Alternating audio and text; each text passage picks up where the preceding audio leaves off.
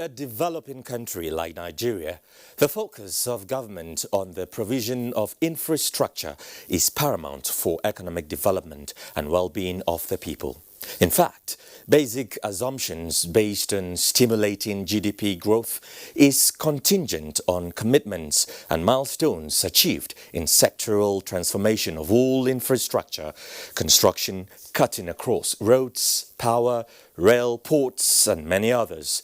Since coming into office, the Buhari administration has taken pragmatic steps towards achieving new focus of development, with huge spending running into billions of naira to address infrastructure deficit, and is still work in progress, just as clamor by Nigerians is unending for improved national spending across areas yet to be addressed.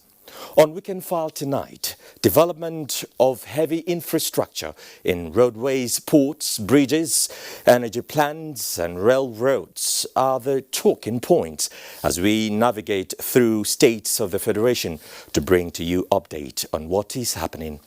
Nnenna Akinsuju, a public affairs analyst, will be my guest during the discussion segment as he joins me live. This is Weekend File, and I am Joseph Johnson. As always, the news comes first.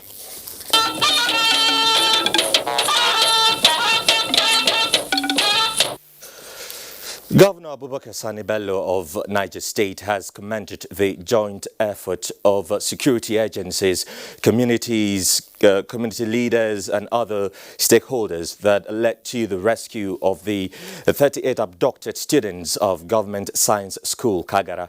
He was speaking while receiving the rescued students at the Government House. Mina Husseina Musa reports. Mood and air of uncertainty in Niger State have finally been taken over by a sigh of relief and happiness with the return of 38 abductees, comprising of 24 students, 6 staff and 8 non-teaching staff who regained freedom after 10 days in captivity. It was, however, an emotional sight to behold as parents shed tears of joy and gratitude for the safe return of their loved ones. Thank the government of Niger State for the effort he made to make this student release safely. For the last few days or 10 days back, I didn't find it very easy in my life. I was not happy because I'm not even sleeping. By hearing and I saw my children with my naked eye. Our sister and our 5 children, we thank God. Niger State Governor Abubakar Sani Bello, who confirmed that the returnees are medically fit, but will still be under close examination before being reunited with their families. And I can confirm that all rescued victims from Kagara Science College are here, 38 in number, even though we have one still in the hospital suffering from excessive exhaustion. He also speak on the commitment of government at all levels to curtail the menace. We are putting in place a system to look at the causes of these events. In the next few days, in the course of my conversation with major stakeholders, I hope we will find solution to this bastardly act. The governor thereafter interacted with the abducted students, staff and their families. Nnenna Akinsuju, NTA News. And President Muhammadu Buhari has welcomed the release of the abducted students of Government Science College, Kagara, Niger State. In a statement by the Senior Special Assistant to the President on Media and Publicity, Garba Shehu, the President commended the nation's security and intelligence agencies and the government of Niger State for their responses in securing the release. President Buhari expressed happiness over the release, sympathizing with the staff and the students, their parents and friends on the ordeal. He, however, warned that the country will not continue to suffer these attacks that threaten the growth of education, the security and life of the future leaders, at the same time putting the nation in a negative light. The president reiterated his earlier advice to school owners, particularly the state and local governments, as well as religious organizations, to scale up security around their schools in line with the standards laid down by the UN-backed Safe School program of the administration. President Buhari once again condemned the school abductions, with the latest one at the government girls' secondary school, Jangebe in Zamfara state, and directed all security and intelligence agencies in the country to hunt down the culprits and bring them to justice. Smiles, hugs and congratulatory words were the content of packs of gifts the families of the released abductees of Government Science Secondary School Kagara received this morning. Abdullahi Mohammed reports that this was on the heels of the news of the freedom of the abductees. It was an early morning call to the home of Mr. and Mrs. Kiaga by neighbors, friends and well-wishers. Others from far away placed phone calls, and the conversations says it all. A cheering news of the release of Hanatu, their daughter and son-in-law, who were held captive along with the Kagara school boys, has filtered in. It was a joyful news because I myself, I saw them physically. The mother of the house began to sing a new song. Mr. Kiaga was full of appreciation. And we thank those people who try for the rescue of our children. The mother of the house was back in business, with Malam Salmanu's younger brother left to express what is in the air.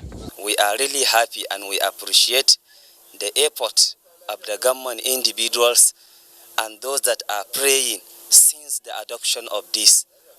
We are happy sincerely.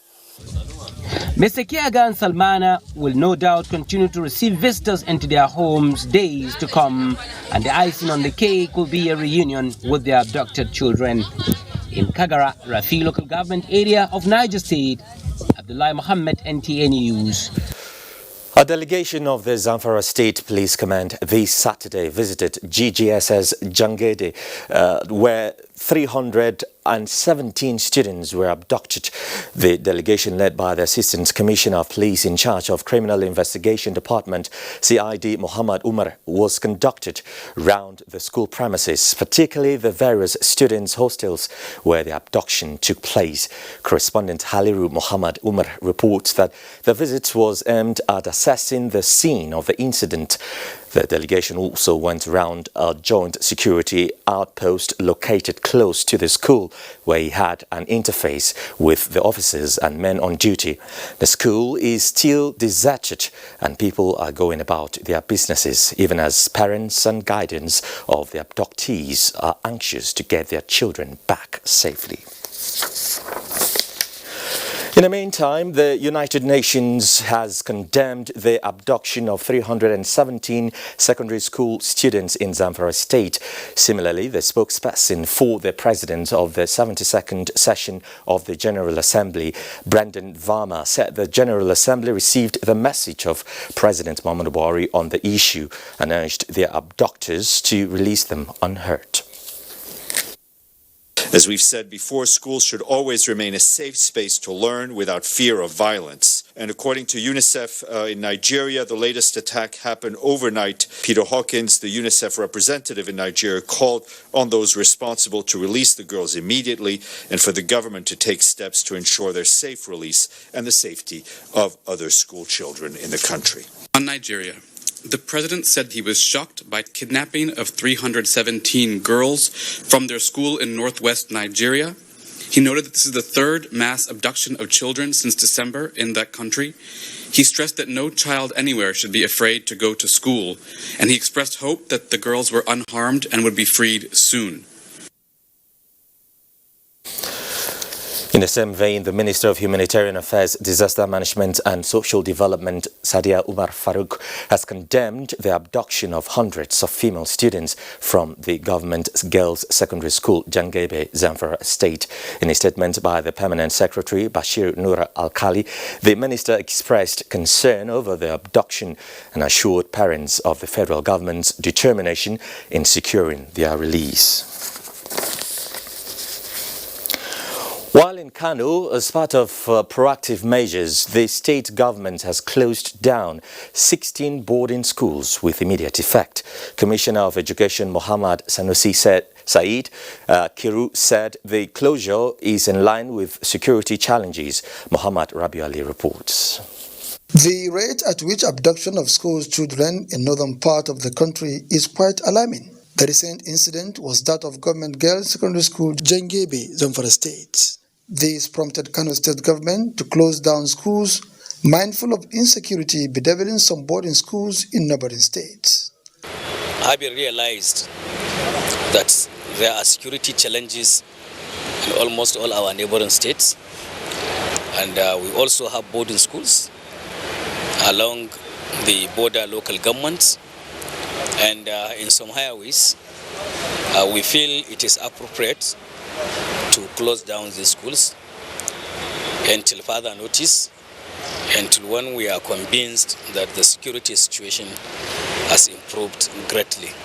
Virtually, we closed 16 schools now. The reopening of the schools will be communicated in due course. Muhammad Rabi Ali, NTA News. Let's bring you some of the other news now. The waiting game is over as both lanes of the Third Mainland Bridge in Lagos are finally open to traffic. Dr. Nogoyemi reports. It has been a tale of congestion along previously designated alternative routes, while a time schedule regulation was in place to guide morning and evening traffic along the Third Mainland Bridge since the 24th of July 2020. 7 months down the line, 12 expansion joints, 3 bearings and abutments changed, potholes filled, lane markings and signs drawn. Motorists have finally breathed a sigh of relief following the full reopening of the bridge.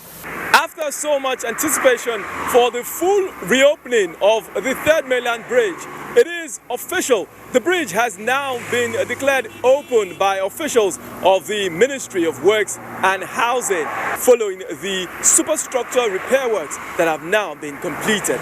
So I'm very happy, and I'm using this opportunity to express our gratitude on behalf of the Honorable Minister of Works, Mr. Babatunde Rajifashola, to our whole state, that's a Lagos State, in particular, His Excellency, the Governor of Lagos State, Mr. Babajide Sanwo-Olu. As the bridge reopens, repair works continue for another 12 months, while routine maintenance will now be prioritized. From time to time, we will continue to check all the necessary members of the bridge to check whether they are okay. Federal Controller of Works restated the restriction placed on articulated vehicles from plying the bridge, as anyone found in violation will be arrested and vehicles impounded.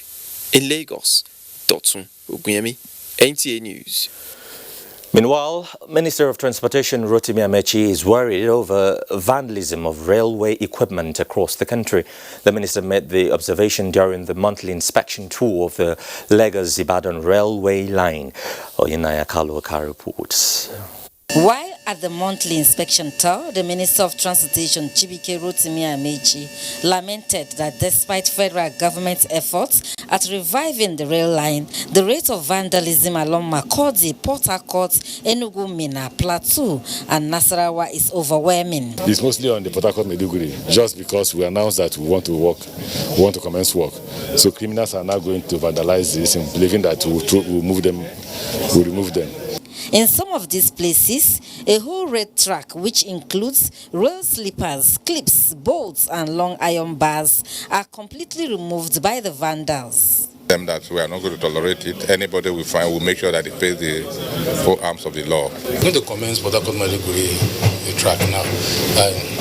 With that rehabilitation and reconstruction, you also see some surveillance systems along the line. On the Lagos-Ibadan rail line, the minister disclosed that the number of trips will be increased with the control of human traffic. It's an achievement. This is the first time we've been able to ride the train up onto the terminus of the port. Inauguration is expected to be held on March 2021. Construction work for the renovation of the Port Harcourt-Maiduguri rail line is to be flagged off next month. Nnenna Akinsuju, NTA News. The federal government has given a boost to the energy capacity of the Federal University of Petroleum of Rune with additional 1.35 megawatt solar hybrid project for 24 hours power supply to the university and beyond. The project was inaugurated by its Deputy Senate President Ovie Omo Ogege. Tessie Koka reports. With a breath of fresh air, the students of the Federal University of Petroleum Resources Efru, Delta State, can now enjoy uninterrupted power supply. They were overwhelmed with the joy and profound gratitude to President Buhari for the initiative, thanks to the energizing education program. So with this one, we're going to have more. We're going to build our own reach because students can read more. This team must continue to work and the capacity can even improve. This is a science-based university. For us at MEDCA, this is a remarkable initiative that gives us the opportunity to mark our contribution towards providing sustainable energy access. The Deputy Senate President Ovie Omo Ogege, while chronicling the birth of FUPRE, noted that the inauguration of the project will create employment and boost the country's economy. And we now have been obliged by Mr. President, so we have to own this project and protect it. And this message, which has already delivered to our younger ones, our students here, it is now our own. We should not vandalize it, because the moment anything happens to it, we are done for.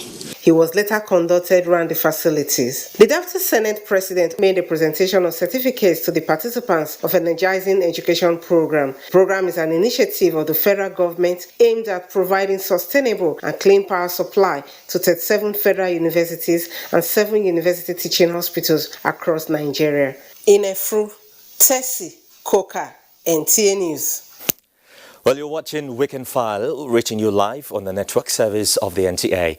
Let's take some messages now, and when we return, we will be heading straight to the business of the day with focus on heavy infrastructure. Join us again. John, you can use our toilet now. Ew! My mommy said I should always use a toilet that is cleaned with Hypo toilet cleaner. James will bite my bum bum. John, what's the problem? Use Hypo Toilet Cleaner. Introducing the new and affordable Hypo Toilet Cleaner. Kills germs and deodorizes your toilet. Nigeria is too big a nation to have just a few people making decisions. We all have to get involved. We all have to be heard. People always talk like there are two Nigeria, the government and the people, when in actuality the people are the government. Fixing Nigeria isn't a one-man program. It is all of ours collectively. Therefore, we must all get involved by participating actively in the system that brings forth good leadership.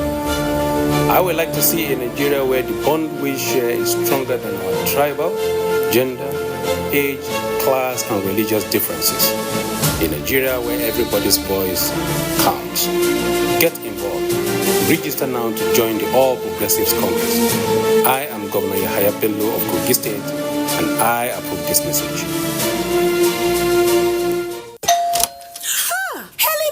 Hello, madam. Would you like to join us on this mission? Yes, but how? Just one question for you.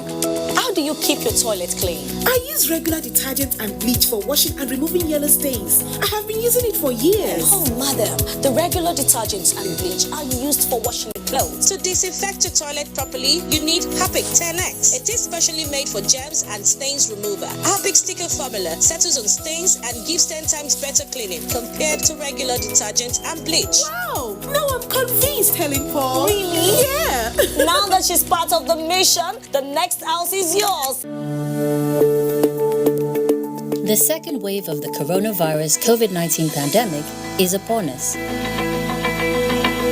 To safeguard lives of our people, government has signed the Health Protection Regulations, which makes wearing a face mask mandatory in public places.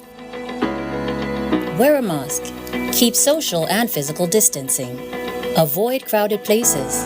Wash your hands regularly with soap and clean water. And use hand sanitizer. COVID-19 is real. Do not be infected. Do not spread it. This message is brought to you by the Nigerian Television Authority, NTA. Nigerian youths are about the greatest asset the country has at the moment. It is therefore not surprising that the administration of President Muhammadu Buhari is strategically responding to the yearnings of the youth through multiple projects and programs. Youth entrepreneurship support years by Bank of Industry, the Youth Investment Fund by the CBN, and several other conditional cash transfer programs. Recruitment of 774,000 social workers, majority of whom are youths, and so many other projects that are beneficial to youths directly or indirectly.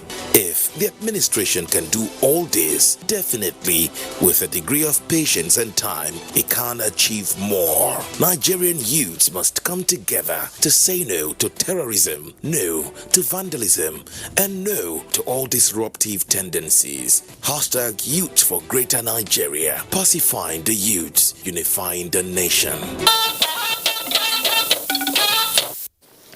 You're watching Weekend File with me, Joseph Johnson. Let's begin this segment by taking off from Lagos, where Dr. Oguyemi reports that the infrastructural renewal at the Center of Excellence is translating to improved economic and social development. The Lagos Port Complex and the Tinkan Island ports are a hub of commercial and shipping activities, but roads leading to the port have over the years borne the cost of daily transactions with revenue shortfalls. However, that narrative is changing with the roads now under construction and the coming on board of the Lagos-Ibadan standard gauge rail line, which has been linked to the port. The extension of the standard gauge to the port will boost transport needs and manufacturing.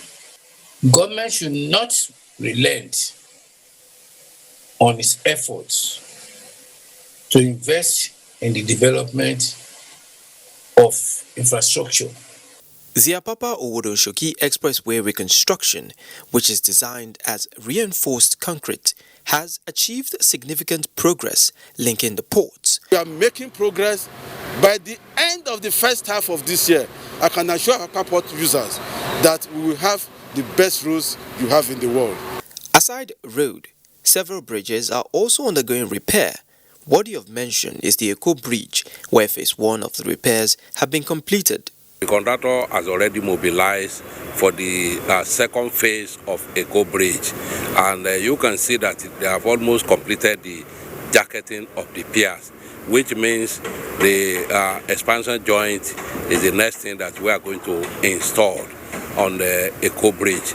With appreciable progress so far made, the Federal Ministry of Works and Housing seeks to consolidate on its achievement in major road projects across the state.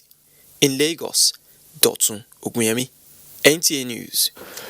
Turning to Kano now, where irrigation and road infrastructure are among key projects being executed, and Abdullahi Mustafa shares with us what he saw. Gari Dam, constructed more than 40 years ago, could not be fully harnessed until the last few months. This was after a failed attempt to develop irrigation infrastructure for all year-round cultivation of 2,113 hectares of land between 1997 and 1999 by the defunct Petroleum Special Trust Fund, PTF. Farmers' hope was in 2019 renewed with the review and re-award of the contract by the federal government at the cost of 12.2 billion naira. It is projected that the irrigation infrastructure will enable annual production of 9,000 metric tons of rice, 50,000 metric tons of vegetables, 2,000 metric tons of wheat, over 500 metric tons of maize, plus other minor crops, all with a potential value of more than 2 billion naira per annum. Already, Sector 1 of the project has been completed and allocated to farmers who commenced work in earnest. I'm very, very happy, and I thank God our President, General Buhari, and as he make so serious effort on this project. While new irrigation facility is being provided here, the federal government is also expending more than 500 million naira on the rehabilitation of Thomas irrigation infrastructure. With this intervention, farmers who could not irrigate their farms for more than 10 years are now back to business. Another key project is the continuation of Kano Maiduguri road dualization work. We are 100% assured that any work we do within the sukuk will be paid in the shortest possible time. At present, Section 1 is at 67% completion stage, with flyover bridge, interchange and other concrete works executed around Wudil town to ensure free flow of vehicular traffic. In Kano, Abdullahi Mustafa. And in Rivers State, our correspondent Robinson Daratede was at the 40 kilometers Bonney Link Road and reports that work is at advanced stage with commuters within the Ogoni axis already plying some parts of the road. Now, passengers and traders traveling to the Bonney Island have been facing the challenge of high cost of transport to ferry their goods. The award of the Bonney Link Road in October 2017 brought a sight of relief to the people, especially as it will reduce the movement of people on the waterways, resulting to reduction in pirate attacks. The 40-kilometer project traverses 3 local government areas of Gokana, Andoni, and Bonney, with 3 major bridges, 9 mini bridges, 1 pipeline crossing bridge, and 3 roundabouts. This road was designed for Bonney people, but as you can see, is Mogo people, even the Gokana, benefit even much more than the Bonney. So I appreciate the president for his vision towards the Gon people for creating this kind of a road here. I really appreciate the government because if not the effort they put in, definitely the way the work has been going and stop on and often, maybe up till now the work will not continue up to this extent. Supervisors of the project say as of January 2021, 34% of the total project has been completed. 1 major bridge and 2 mini bridges are substantially completed, with 4.4 kilometers of the road asphalted from the border axis. Drainage between the first 5 kilometers have also been constructed, with the government considering the inclusion of prefabricated vertical drains along the creek, which will be at an interval of 1.5 meter along this stretch down into the creeks where we are already doing bush clearing.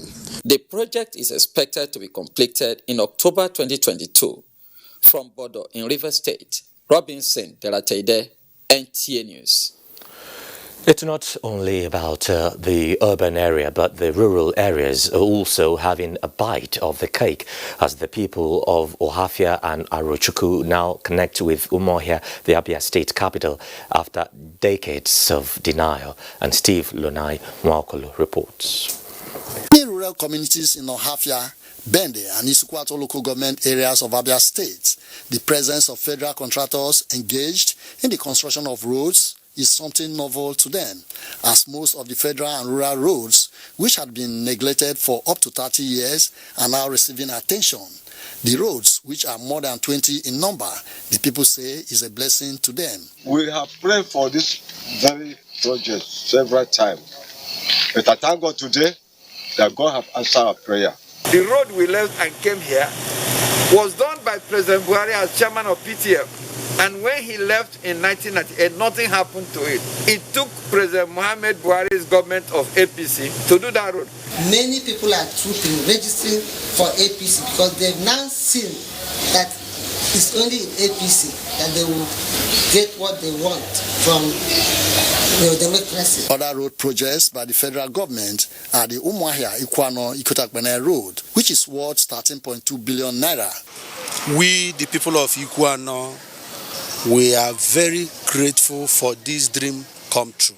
We are thanking Mr. President for approving this job for us. This road is not only Abia people or Ikwano people that is using the road. We had a consultation with the controller of works, He mentioned that there are certificates that are still awaiting payment. So if there's anything they can do to pay them so that they can facilitate this job, I think we'll be happy. The ongoing Port Harcourt-Enugu road project is another road people are celebrating. Inumwahia, Steve Lonai, Waokolo, NTA News. From road infrastructure, let's take you to the blue economy in Warri Delta State. A deep blue waters seaport project is ongoing, courtesy of the federal government, and Thelma Eliogu peeps into the benefits of this maritime project. Instituted by the Maritime Security-Oriented Act of 2019, the Deep Blue Sea Port Project is to compulsorily address insecurity and criminality in Nigeria's territorial waters and exclusive economic zones. The heavy infrastructural development will also enhance interagency cooperation between the Nigerian Maritime Administration and Safety Agency (NIMASA) and the Nigerian Ports Authority (NPA), saddled with the responsibility to ensure the takeoff and running of the project. The Deep Blue Sea project is going to be a welcome development as far as Delta State is concerned.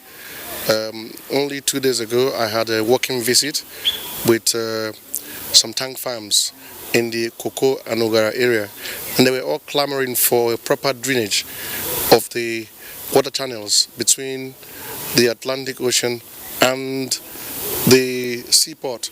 So if that project comes on board, it will allow for larger vessels to access our seaports, and it's also good for the economy. Deltans are of the view that the takeoff of the project will bring about an upsurge of economic activities at the ports, with its multiplier effect of job creation, less threats from pipeline vandalism, piracy, illegal fishing, etc. If guys create that, we have job. We have the youth who come in there and have job or have work to do. At least for once, we have been crying for this for a very long time. So we say thank you for the federal government, and they are doing a very good job. If they are coming to this kind of plan in this area, I believe will be a good idea, bring a job opportunity to our youths. According to online reports, between August 2019 and June 2020, 80% of the necessary assets for the takeoff of the seaport infrastructure have been procured and launched by NIMASA. In Warri, Thelma Eliogu, NTA News. Let's start our conversations now as I'm being joined by Nnenna Akinsuju, a finance and investment analyst. Nnenna Akinsuju, welcome to Weekend File. Thanks so much for having me. It's a pleasure. All right, so for starters, let's look at this holistically. Where are we with regards to heavy infrastructure in Nigeria? Well, I think to understand where we are, we should also look at where we are coming from. Okay. That would properly contextualize how far we have gone, especially for those who have not been following up things. As of 2015, when this administration came into office, we were near in a state of zero. When it comes to even the size of our economy and, of course, the kind of infrastructure we had. Now, I quickly want to say that a number of analysts will tell you that the average rate of our growth, our GDP growth between 2005 and 2015 was 6.5%. But what drove that growth? Increase, or rather high price of crude oil, and of course high quantity of crude oil produced. But unfortunately, rather than invest in infrastructure, we were consuming, we were drinking, we were eating rice and all that. And so much that out of the estimated $940 billion, made in between 1999 and 2016, not up to $130 billion, was invested in infrastructure in Nigeria. So yes, we had growing GDP figures, but we were more or less importing everything and we're eating at the level of the government, at the level of the citizens and all that. Things were relatively cheap and we're happy about it. And the first sign of trouble in 2014, when price of crude oil crashed between May and June 2014, everything went into a bedlam. By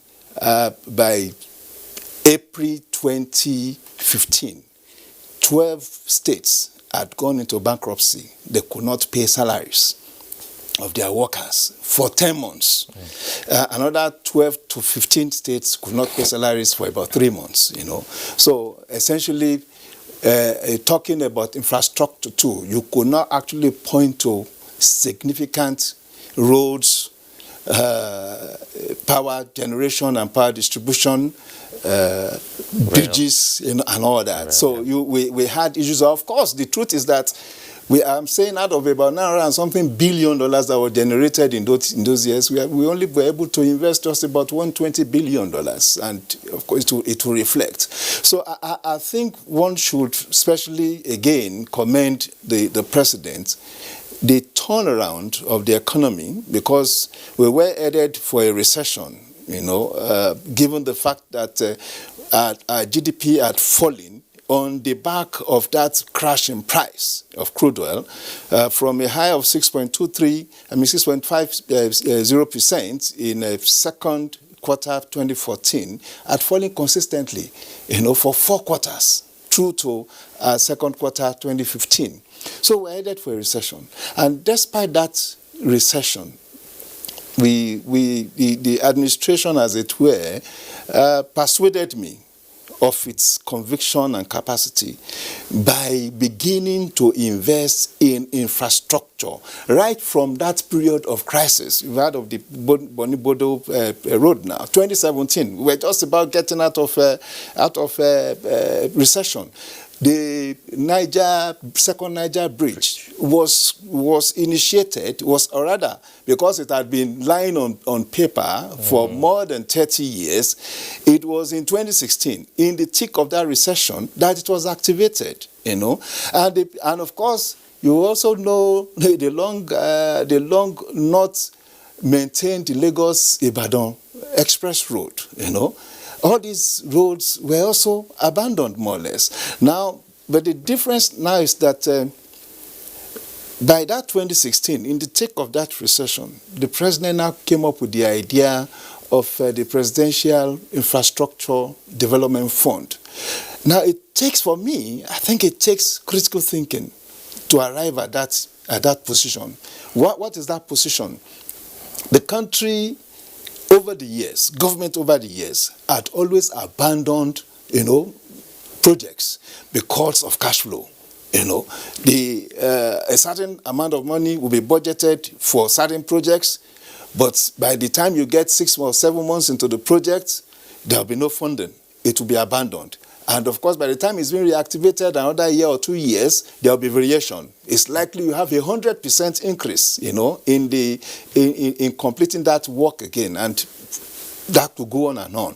But the difference now is that for critical infrastructural projects like the Lagos-Ibadan Express Road, the second Niger Bridge, the Mambila power plant, 3,050 power plants, the Abuja-Kaduna Kano Express Road, and I think with 2 or 3 other projects, they have been ring-fenced, into what is known as the Presidential Infrastructure Development Fund that is being managed by the Nigerian Sovereign Investment Authority. So much that no matter what, even where oil stops flowing today, the fund is now available to complete those projects, as it were. Okay, all right. Let me just pause there for now. When we return after these messages, we'll be taking them one after the other, narrowing down to specifics. Okay. So stay with us. Let's just take some messages. We're just having a good time, and I'm feeling so good tonight. Where you did? I dey come now. You go see me now. You go. Call your body and everybody, make we start to the corner. Where you dey now? You go see me now. Everybody they dance. Where you dey now?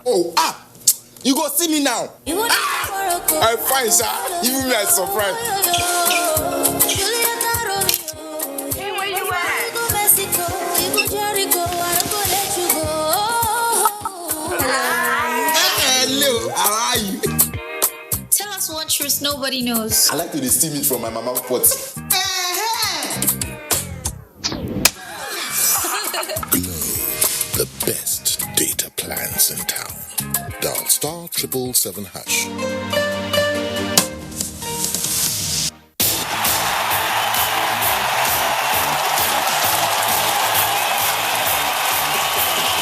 Get your limited edition packs now before the final whistle blows. Sensitivity is a short, sharp pain that people experience when they have something hot or cold getting to the nerve of the tooth. Dentists recommend Sensodyne. It's able to calm the nerve of the tooth. It works. New Sensodyne Extra Whitening Toothpaste. Extra whitening action for sensitive teeth. You're still watching NTA Weekend File. Let's bring you some stories before we get back to our discussion. Nnenna Akinsuju from Onitsha tells us that contractors of the 11.9 kilometers second Niger bridge, a strategic project in the southeast, is making headway to meet up its deadline for completion. 7 kilometers away from the old bridge, the second Niger bridge is gradually taking shape. The bridge, which is 1.6 kilometers length, has 3.3 kilometers approach road from Delta and 7 kilometers approach road from Anambra. Incremental launching of bridge deck from axis northwest approach has been completed, while east approach is nearing completion. The project director, Frederick Weiser, said the entire project will be completed September 2022. At this point, we are now at the Obosi interchange. That is practically the end of this project phase 1. Now the phase 1 is going to be completed by end of September 2022. The project also has 3 secondary bridges, one at Amakom, Delta State, which has been completed, another at Atani Road, Anambra State, also completed, while work has reached advanced stage at the Obosi Owerri Road Interchange Bridge. I must say a big thank you to our President President Buhari, for commissioning this very laudable project. When completed, the bridge, which has 3 lanes dual carriage, is expected to decongest traffic on the existing bridge. In Onitsha, Nnenna Akinsuju, NTA News. Down the south, precisely in Benin, Ogochukwuka Ona brings us an update on the Auchi-Okene Road and the Benin-Shagamu stretch.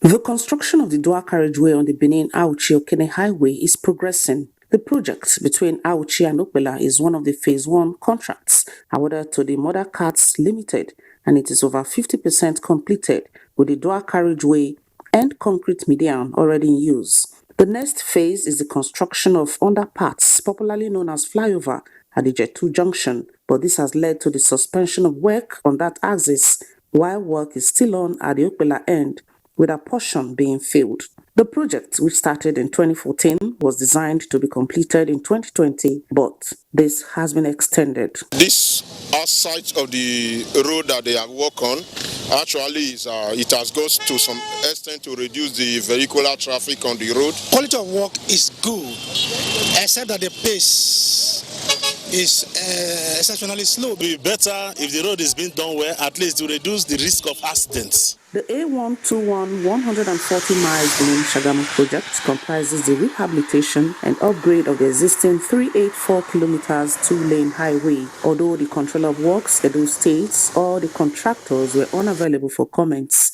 Information gathered online indicates that it is among the 10 major highways in the country in the federal government's concession plans announced in June 2020. From Okadana to Shagamu, is okay. Go reach Adibadele. From Adibadele they go, they do and they come with double lane.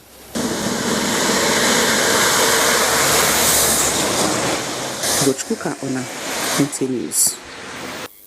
All right, I still have with me here in the studio Nnenna Akinsuju. He is a finance and investment analyst. All right, so we were talking, you gave us a background. Now let's narrow it down to specifics. And I want to begin with roads, because in the grand scheme of things, quality road is a major foundation and mainstay of a thriving economy.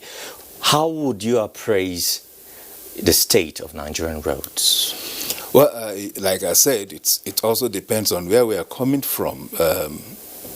If by 2015 we hardly had up to 6,000 kilometers of road, that are functional, it will talk to, of course, the numbers of hours, the journey, your journey time, and that also impacts the ease of doing business, impacts cost of freight, cost of logistics, and all that.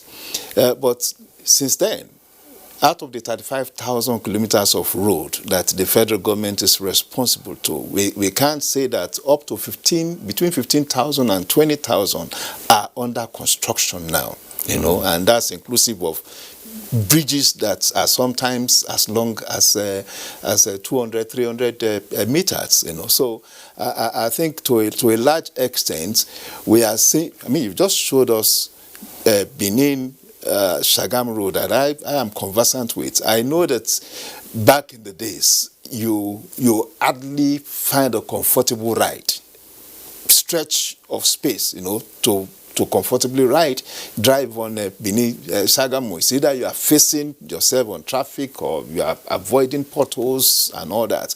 But the quality of the road is even different, either in terms of the layer or in terms of the expansion. So there's ambience. I've also driven on Abuja, Kaduna, Kano, and exciting. I feel that it's still being constructed, but I feel the refreshment, of those roads. And of course, it's far-flung. We're talking about the second Niger bridge. The second Niger bridge had got to a point that it has become a subject of cynicism. In that side of the country. When you talk about it, people just think you're joking, But now it has become reality. When the president first talked about investing in it, some people around that area said it was not possible. That is how it has been. It has been a promise, all this while. But now we can see that reality coming on. In Lagos, the Oroshoki through to Apapa Port Road was principally a major headache. But now, with creative intervention through the tax credit programming, there have been private intervention, and we are seeing smooth roads also. So across the country, it is not as if we are there yet. We are talking about 35,000 kilometers of roads. But what is sure is that we are seeing engagements. Every week we see approval for road contracts and all that. And don't forget that what the administration is doing would of course contrast to the situation we are in 2015, where contractors were owed more than 3 trillion naira, and they had to abandon sites. And in doing that, they were laying off their workers and all that, and of course that also led us into that recession. For the contractors to go back, the federal government, from my reading, actually had to issue promissory notes, so that every year now there is a percentage of that debt that the federal government pay off contractors, So it is not just about what is going on now, but of course about clearing, the backlog of debts. Okay, let's take another aspect in the air, because one of the administration's key component of economic recovery plans is rebuilding of national structures. How far are we in that regard? Well, of course, the more you rebuild, the more you rehabilitate national structures, the better. The National Theatre, for instance, is a major call point here. That had been an iconic structure for the Nigerian Federation, and as old as our modern day history. The way it was run down, the way it was managed, but now, and of course, that running down of that structure affected the entertainment industry, as it were, because that was the center of film and cinema back in the days, even up till 2003, 2004. So when the parceling out of the way it is even parceled out for reconstruction, and rehabilitation and the vision itself is exciting. In that Igomu axis, you're going to have the ambience of five-star hotels. You are going to have ambience of standard shopping mall. You're going to have so many numbers of cinemas and all that. Okay. It's and it's not just that alone. Our stadiums have been rejuvenated. I just heard now that the National Stadium in Surulere, Lagos, will start hosting the Super Eagles. That is the heart of the Nigerian football fans. Because there was a time we believed that once we are playing, once the Super Eagles is playing in that national stadium, it is not possible for anybody to triumph over us. Okay, so we are running out of time, but I really want to ask you this question. So, earlier on, off camera, you talked about stomach infrastructure. I want to understand that because how would you describe the bane? What would you say is the bane of infrastructural decay, especially in a climate like ours? It's consumption. When a government is not conscious of the value infrastructure, bring to the economy, what they do is just to allow for consumption. And when you consume, you don't have anything, to tie down. It is established in the economy that when you invest $1, you will get at least 5%, between 5 and 25% earnings, from that dollar you invested in infrastructure. But if you invest in consumption, it is just consumption. It goes into the thin air, as it were. Thank you very much. I'm afraid we're going to have to end it at this point. Thank you, Nnenna Akinsuju, finance and investment analyst. It was really exciting speaking with you. My pleasure. Thank you so much. All right, so let's take some messages. Stay with us.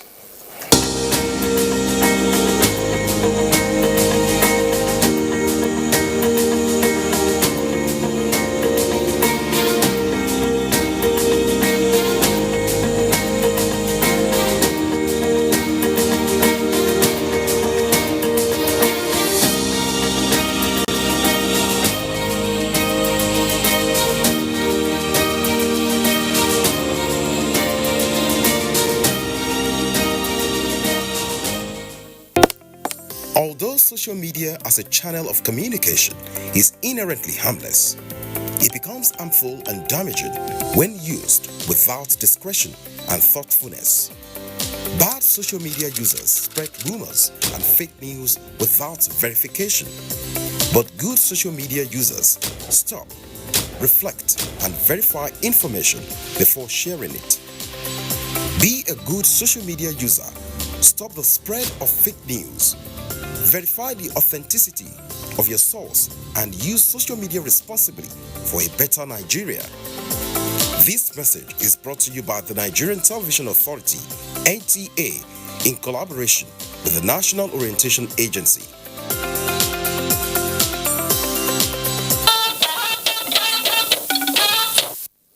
Let's bring you sports now. Nigeria's junior boys and girls volleyball teams moved to Abuja in preparation towards Continental Championship. Olumide Eguntala has these and more on sports update. Having spent 4 weeks in camp in Kaduna, the Nigeria's representatives in the forthcoming CAVB Under-18 Girls and Under-19 Boys African Nations Volleyball Championship that will serve up from March 1st to March 9th in Abuja arrived in the nation's capital for the last preparation towards the Continental Championship. They are battle ready. A good result will come out of it. We have made a very good preparation, and I pray to God Almighty that we wish to remain the top. In another development, the Minister of Youth and Sports Development, Sunday Dare, at the ceremonial opening of the revived National Principles Corps, assured Nigerians that the country is at the verge of ruling the world again with the repackaged competition. We hope that by doing this country can begin to create an industry of talent. And from there, we can look forward to getting more talents that will take over from the aging legs. We have also added a few other sports so that it's not about football only. These youths will be assisted and they will be off the streets. Still on football, Abia Warriors consolidated its league standing with a long victory over Wiki Tourists in a Week 12 match played on Saturday. And in the Nigerian National League, result of matches played indicates that stationary stores fell 1-2 to Osun United. Gateway Football Club humbled Apex Crane 2-0, while the affair between Newi and Van Dresser ended 1-goal apiece, among other results. From Ilorin, Abdulwahid Bibire reports that the Kwara State Printing Corporation, publishers of the Herald newspaper, emerged champion of the maiden edition of Swan Jide Fashiku Under-17 football tournament with a long victory over Radio Kwara in the final match. Jide was